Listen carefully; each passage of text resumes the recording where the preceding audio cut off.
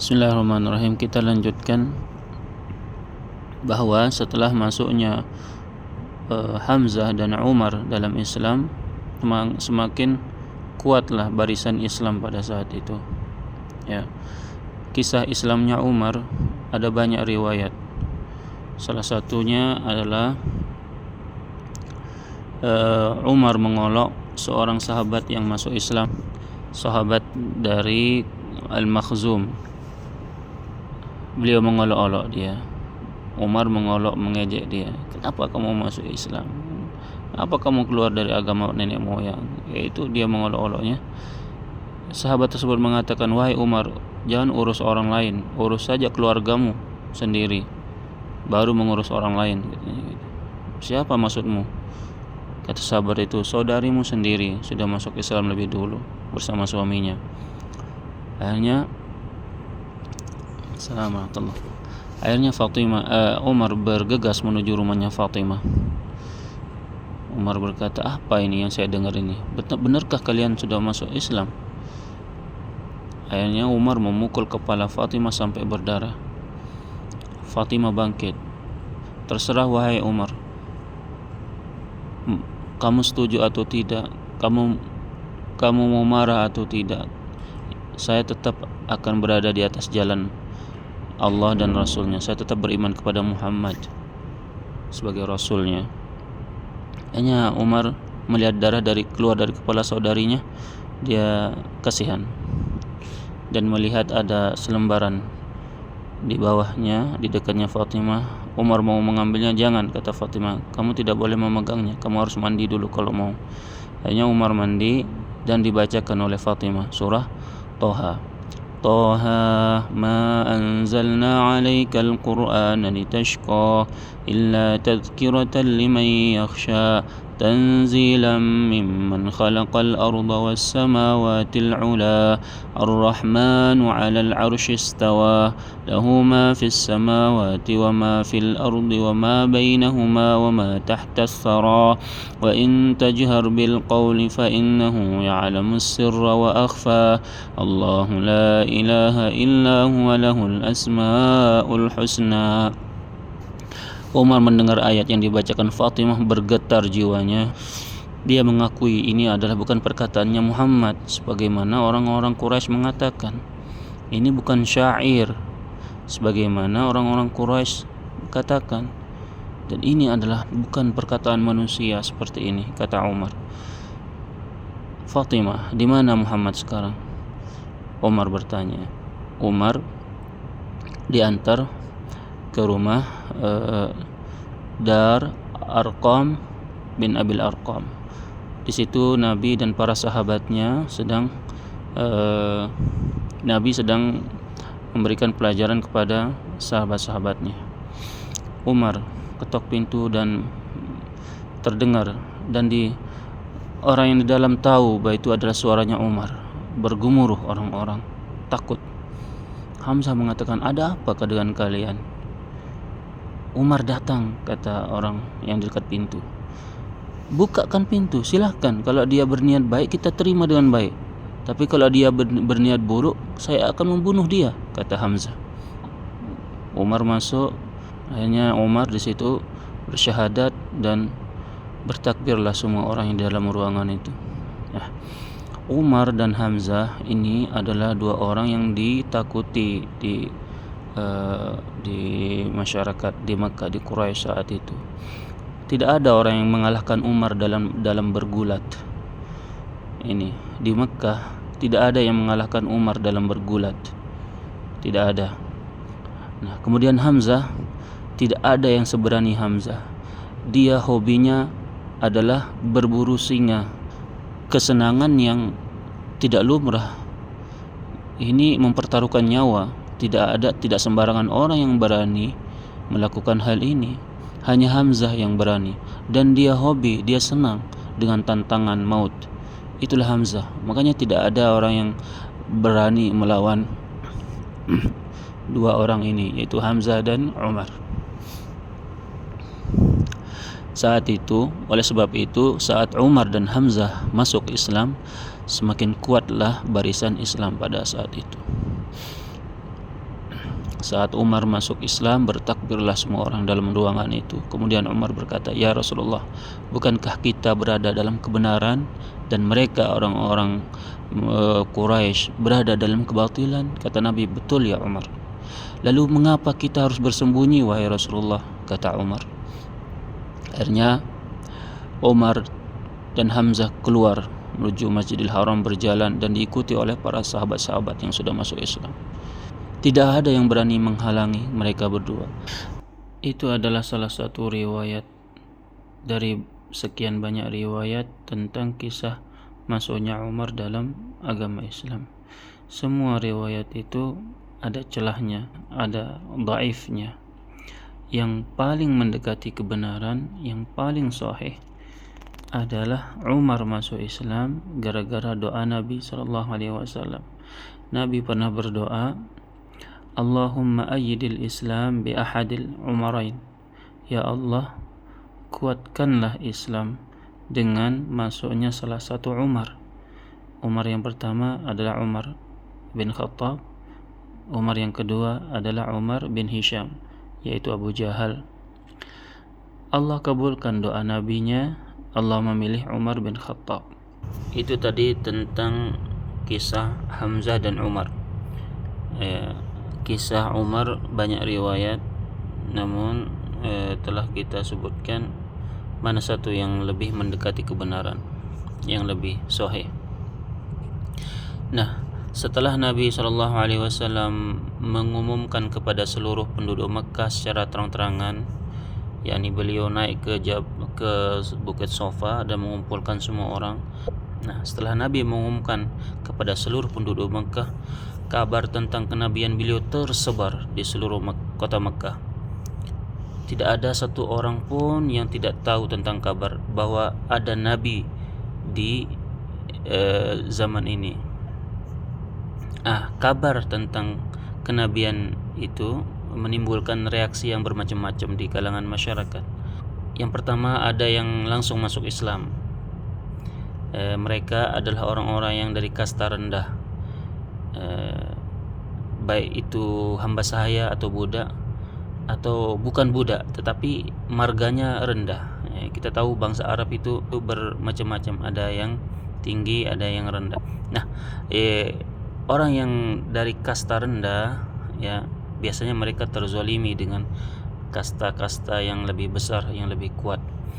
Nah, orang yang dari kasta rendah, baik itu budak atau bukan, mereka banyak yang menerima dakwah Nabi SAW, banyak yang masuk Islam. Karena apa? Karena mereka menganggap mereka dibela oleh Islam. Karena Islam mengangkat derajat manusia.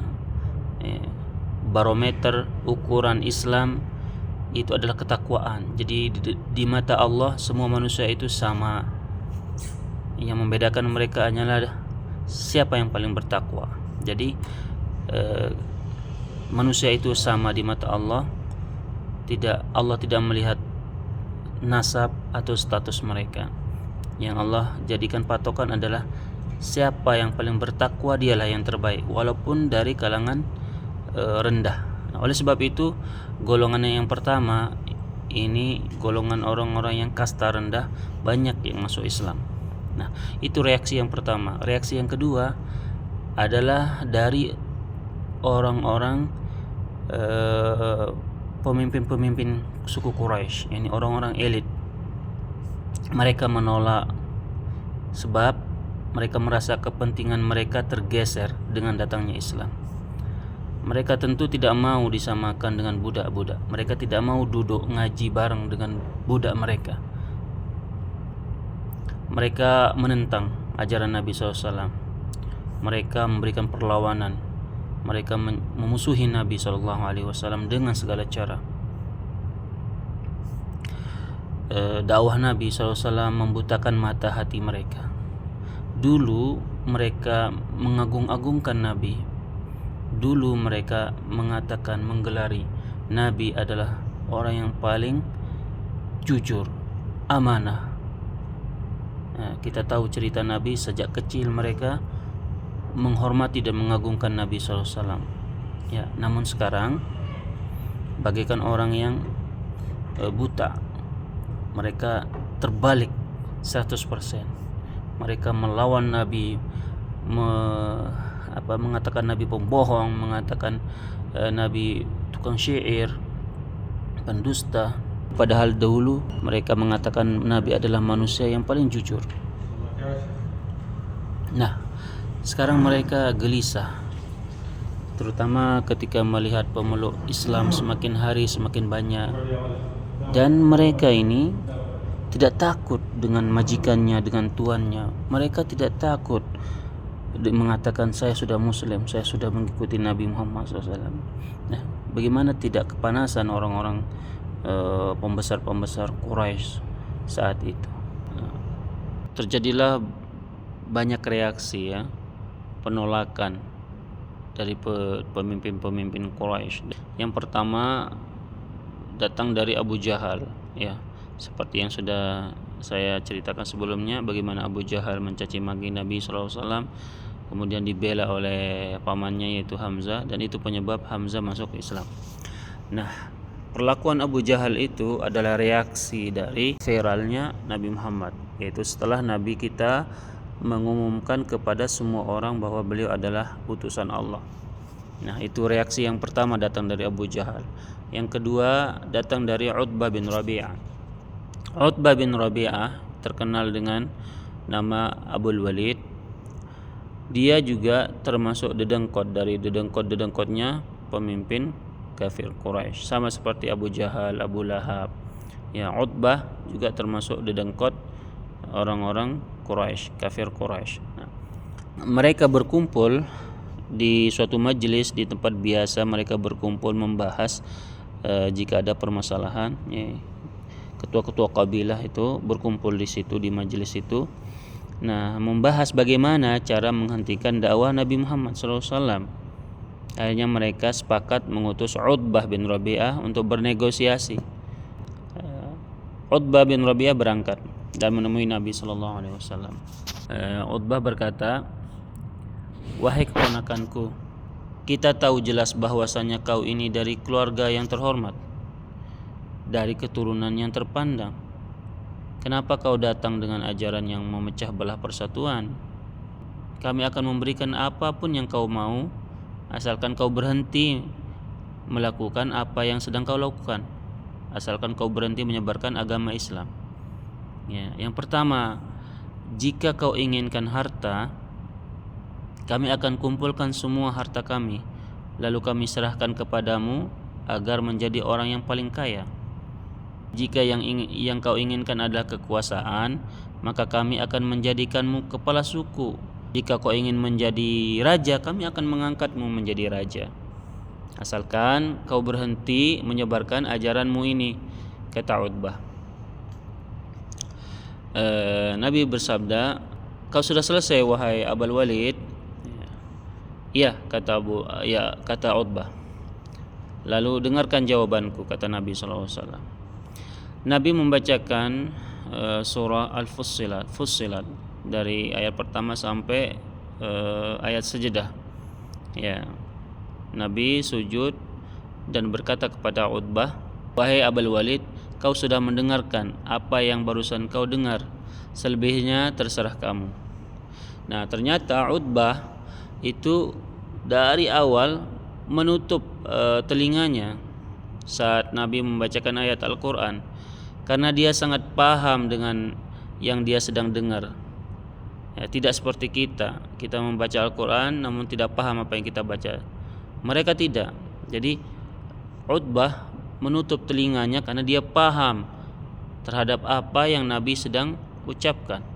Ya, dalam satu riwayat bahkan mengatakan Utbah berusaha menutup mulut Nabi SAW tatkala Nabi membaca ayat yang ke-13, yaitu tentang azab kaum Ad. Utbah merasa membayangkan seolah-olah azab itu akan ditimpakan buat dirinya. Itu karena Utbah faham sekali apa yang sedang dia dengar. Akhirnya Utbah kembali ke asalnya, ya, karena dia ditunggu di situ oleh pemimpin-pemimpin Quraisy yang lain. Mereka ingin tahu apa jawaban Muhammad. Nah, tatkala Utbah sudah mendekat, mereka berkata, lihat, demi Allah berubah. Dia tidak datang dengan muka sebagaimana dia pergi. Setelah Utbah duduk, Utbah berkata, demi Allah, aku telah mendengar perkataan yang sangat berbeda, yang tidak pernah saya dengarkan sama sekali. Demi Allah, itu bukanlah syair, bukan pula sejenis mantra ataupun sihir. Kata Utbah, aku nasihatkan kepada kalian untuk berhenti mencampuri urusan Muhammad. Biarkan dia melakukan apa yang telah dia lakukan, apa yang dia inginkan biarkan, gak usah campur urusan Muhammad. Demi Allah, perkara yang dibawa Muhammad adalah perkara yang besar. Bisa dua kemungkinan. Yang pertama bisa membinasakan kita, yang kedua bisa membuat kita bangga. Karena kesuksesannya Muhammad adalah merupakan kesuksesan kalian juga, wahai Arab. Ya. Setelah mendengar perkataan Utbah, mereka semua berkata, kau sudah terkena sihirnya Muhammad, wahai Abul Walid. Utbah berkata, setelah bertemu Muhammad, inilah pendapat saya. Yang penting saya sudah beri peringatan, kata Utbah bin Rabi'ah. Nah, itu adalah usaha-usaha kaum kafir Quraisy dalam menghentikan perjuangan Nabi SAW. Yang pertama datang dari Abu Jahal, dan yang kedua datang dari Utbah bin Rabi'ah. Dan masih banyak lagi, yang ketiga, yang keempat, kelima, yang keenam nanti. Namun akan kita lanjutkan di video berikutnya biar tidak terlalu panjang. Jadi untuk saat ini mereka kaum kafir Quraisy itu tidak berani menyakiti Nabi secara fisik. Karena apa? Karena ada Hamzah, ada Umar, dan yang ketiga ada paman Nabi. Paman Nabi itu adalah sesepuh mereka, kaum Quraisy. Paman Nabi itu adalah yang bertanggung jawab terhadap Ka'bah. Paman Nabi adalah orang yang dituakan, jadi segan. Mereka tidak berani ngapa-ngapain Nabi. Nanti setelah pamannya meninggal, setelah Hamzah meninggal, setelah Khadijah meninggal, baru mereka mulai menyakiti fisik Nabi SAW. Tayyib, cukup sampai di sini. Semoga bermanfaat. Insyaallah kita lanjutkan di video berikutnya.